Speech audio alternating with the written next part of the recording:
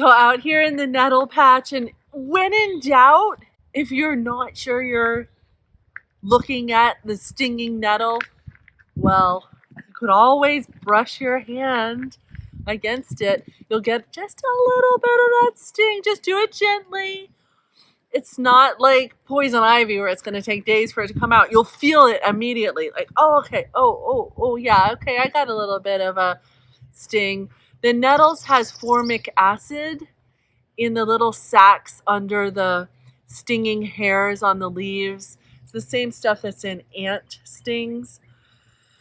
So you can actually harvest with bare hands if you use caution and care.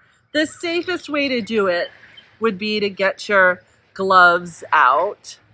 So like even if you use one glove, then you can grasp the top of the plant with one hand and then your scissors with the other.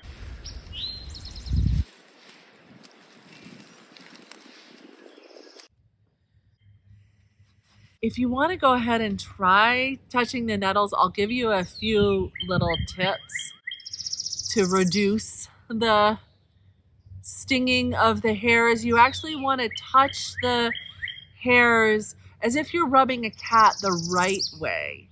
So it's away from the center of the plants because you want to flatten those hairs out, which neutralizes those sacs of formic acid.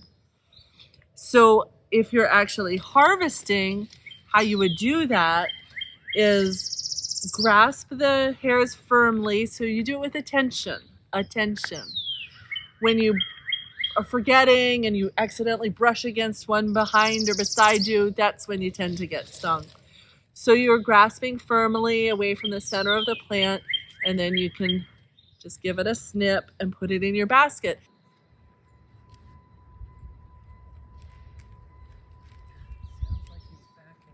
So I'll make nettle soup back in the kitchen. Just chop these up a few times. You can always use gloves, totally.